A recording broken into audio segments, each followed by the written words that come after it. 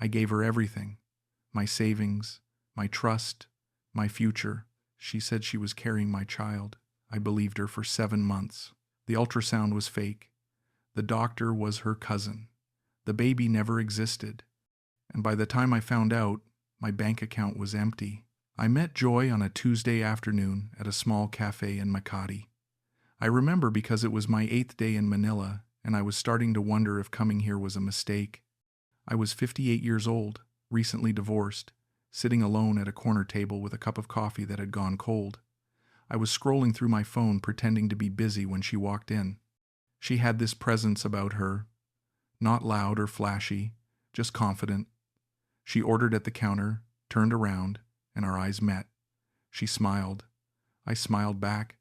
Then she did something I didn't expect. She walked over.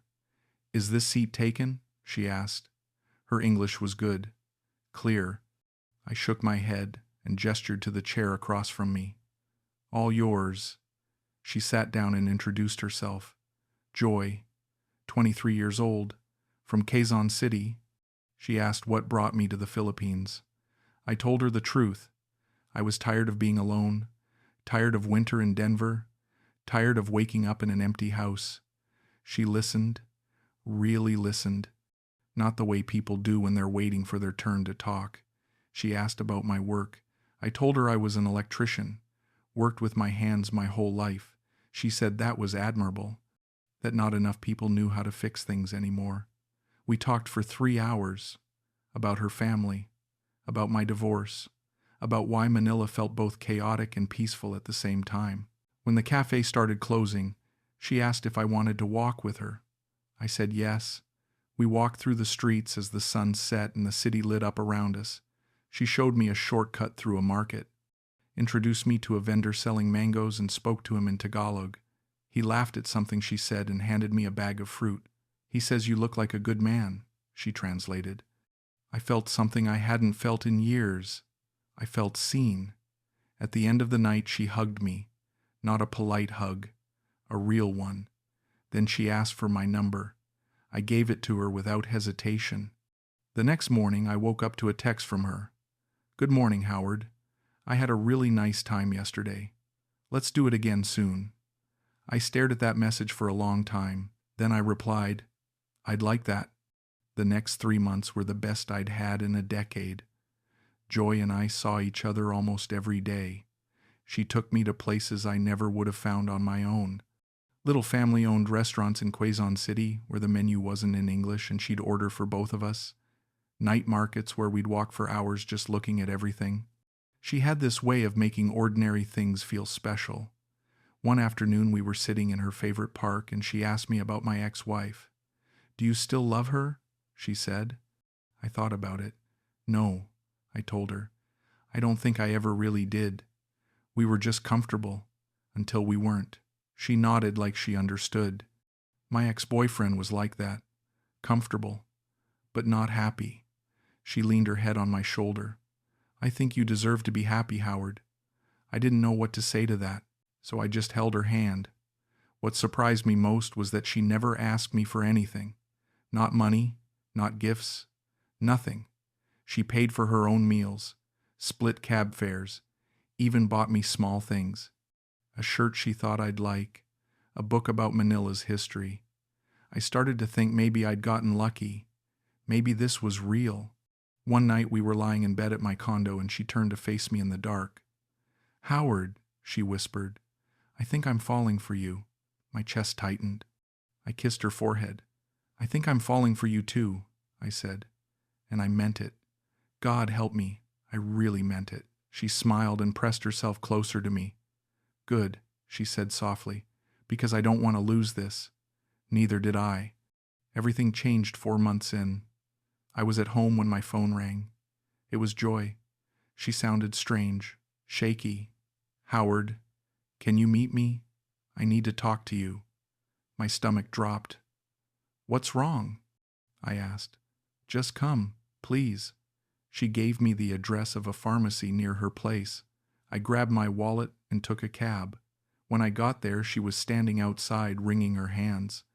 Her eyes were red. "What happened?" I said. She looked at me, and I could see she was barely holding it together. "I'm late," she said quietly. I didn't understand at first. "Late for what?" "My period, Howard. I'm 2 weeks late." The world tilted. I reached for her hand. "Okay, let's not panic. Let's just check." We went inside and bought 3 pregnancy tests, took them back to my condo. She locked herself in the bathroom for 10 minutes. When she came out, she was holding all 3 tests. They were all positive. She sat down on the bathroom floor and started sobbing. I knelt down next to her. My heart was pounding so hard I thought I might pass out. "It's okay," I told her. "We're going to figure this out." She looked up at me with tears streaming down her face. "Are you angry?" she asked. I was scared, terrified actually. But angry? No. I was 58 years old, divorced, childless, and suddenly staring at a second chance I never thought I'd get. "I'm not angry," I said. I pulled her into my arms. "I want to keep it. If you do," she cried harder, buried her face in my chest. "Really? Really," I said, and I meant it. That night after she fell asleep, I lay awake thinking about names, about what it would feel like to be a father, about whether I'd be any good at it. I thought about my own dad, how distant he'd been, how I'd always promised myself I'd be different if I ever had kids. This was my chance. I wasn't going to waste it. 2 weeks later, Joy told me she needed to see a doctor. "I want to make sure everything's okay," she said. "Of course," I replied. "Do you have someone you trust?" She nodded. "There's a private clinic in Makati. It's expensive, but they're really good.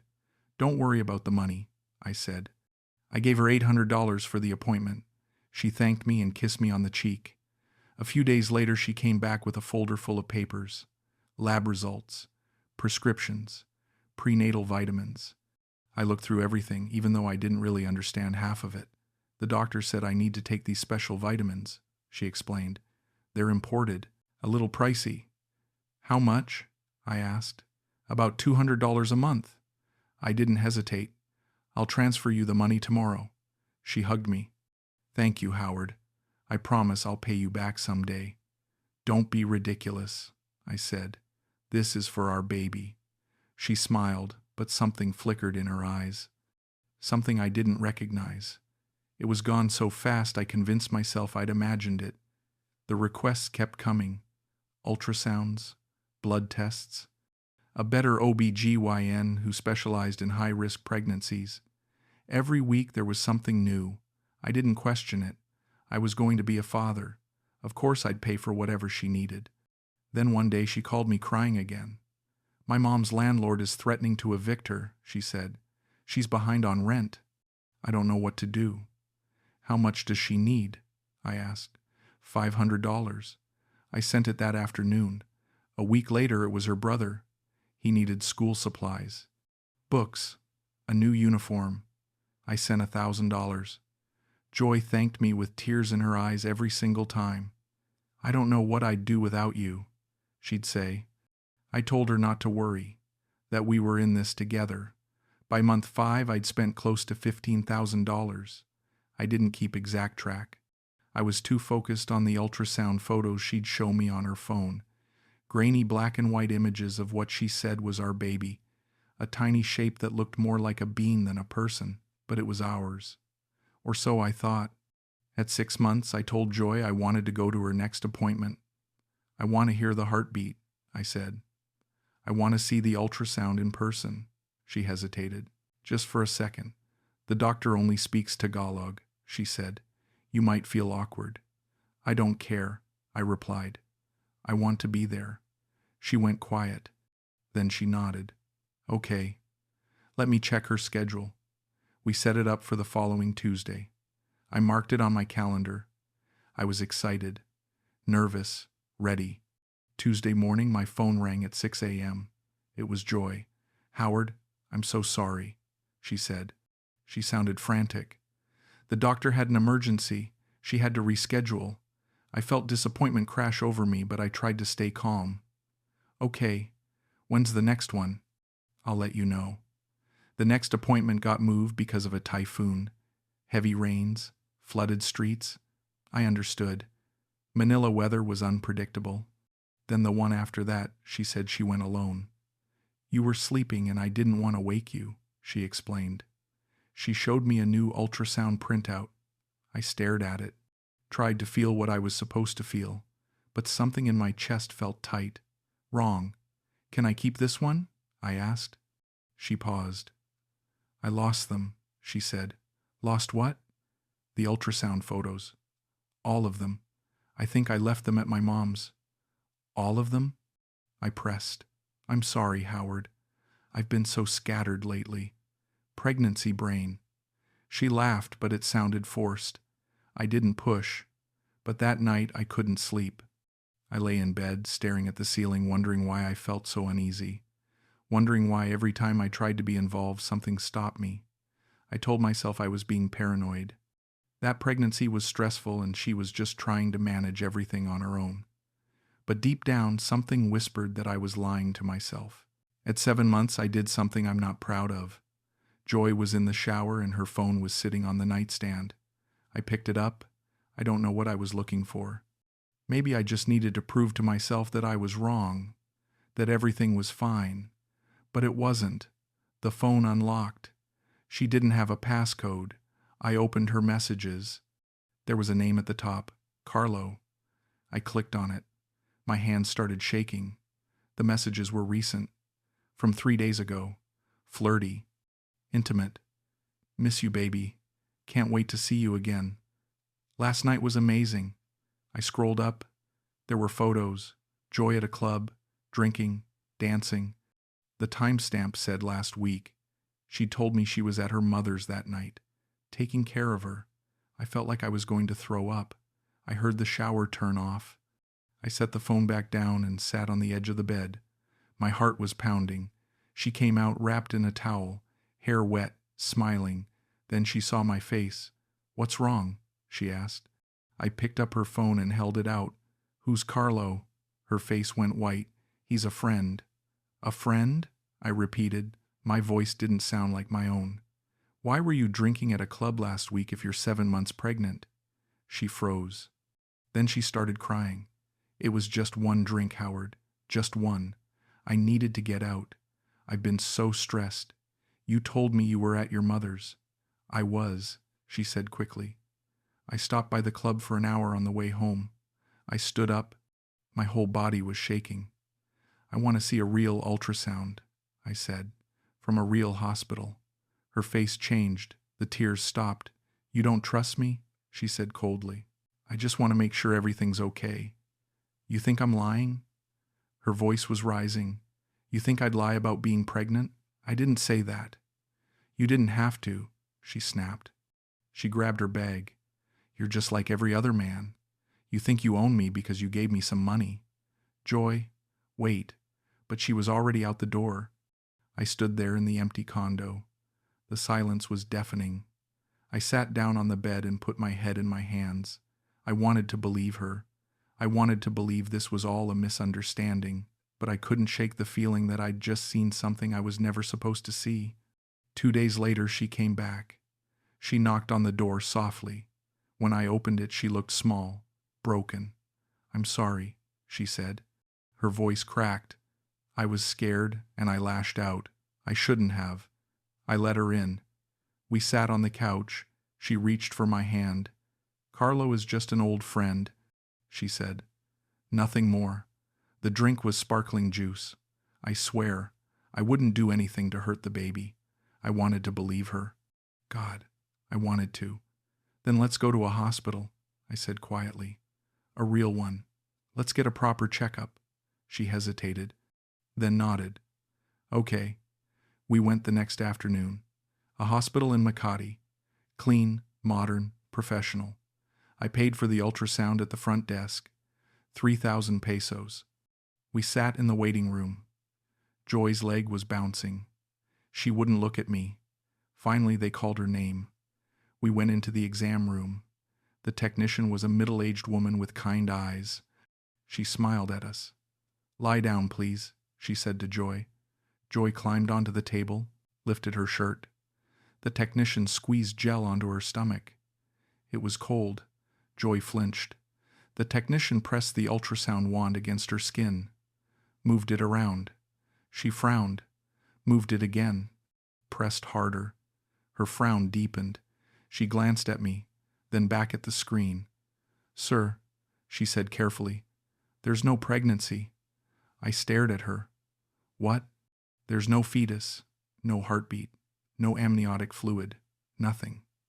Joy started sobbing. Loud, desperate sobs. The technician stepped out. I turned to Joy. "What's going on?" I said. My voice was shaking.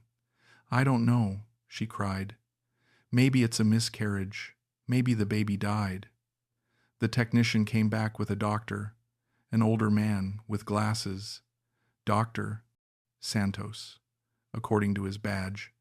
He looked at the screen, moved the wand himself. Then he looked at me. "Sir, there's no evidence of any pregnancy," he said gently. "Not current and not recent. No fetal remains, no signs of miscarriage. Her uterus is completely empty." The room tilted. I gripped the edge of the table. "That's impossible," I said. But I knew it wasn't. Deep down, I'd known for weeks. Dr. Santos was talking, but I couldn't hear him. My ears were ringing. Joy was still crying, but it sounded far away. The technician was cleaning the gel off her stomach. Someone was asking if I was okay. I wasn't okay. I would never be okay again. I didn't speak on the drive back to my condo. Joy sat in the passenger seat crying silently. When we got inside, I sat down on the couch and looked at her. "Tell me the truth," I said. My voice was flat, empty. She stood there for a long time. Then she sat down, put her head in her hands, and finally spoke. "There was never a pregnancy," she said quietly. I felt something break inside me. "The tests? I bought them from other pregnant women. Online. The ultrasounds? Fake. I got them from a website. My cousin works at a clinic. He printed the reports for me. I couldn't breathe." "Why?" She was crying again. "My family was drowning in debt, Howard. Real debt.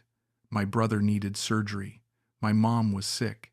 I thought if you believed I was pregnant, you'd help me. And you did. So you lied. I didn't know what else to do," she sobbed. "I was desperate." "Did you ever care about me?" I asked. She looked up. "Yes, I did. I do. I fell for you, Howard. I really did. But I didn't know how to tell you the truth. I was in too deep." I pulled out my phone, opened my banking app, started scrolling. "How much did I give you?" I asked. "I don't know," she whispered. "Guess. Maybe 35,000? I kept scrolling. The doctor appointments, the vitamins, her mother's rent, her brother's school, the furniture I'd bought for her apartment, the groceries, the gifts, the trips, 7 months of my life, of my savings. I looked up at her. "It's closer to $195,000, I said. Her face went pale. "That's everything I have, Joy. That's my entire savings. Gone." She opened her mouth, but nothing came out. I stood up. "I want you to leave," I said. She started crying harder. "Please, Howard, let me fix this. I'll get a job. I'll pay you back. We can still leave." She stood up, walked to the door, turned back. "I'm sorry," she said. Her voice was small. "I really am." I didn't say anything. I just watched her go. Then I closed the door, locked it, and sat down on the couch. The condo felt enormous, empty, silent. I thought about calling someone, my ex-wife, a friend, anyone. But what would I say? That I'd been stupid? That I'd fallen for the oldest scam in the book? That I'd given everything to someone who saw me as nothing but a wallet? I sat there until the sun went down, until the room went dark, until I couldn't feel anything anymore. It's been 4 months since Joy walked out of my life. I'm still in Manila. I can't afford to go back to Denver even if I wanted to. I found some freelance work through an expat group on Facebook. Electrical repairs, small jobs. It pays enough for rent and food, barely. I don't date, don't go out, don't do much of anything really. I spend a lot of time walking around the city, watching people, thinking, trying to figure out where I went wrong, how I missed all the signs, how I let myself believe something that was too good to be true. Some days I'm angry, at her, at myself, at the whole situation.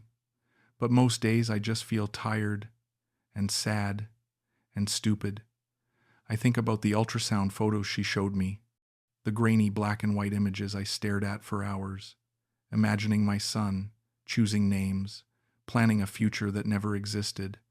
I wonder if she thinks about me, if she feels guilty, if she tells herself she had no choice, or if I was just another job, another foreign man with money and loneliness.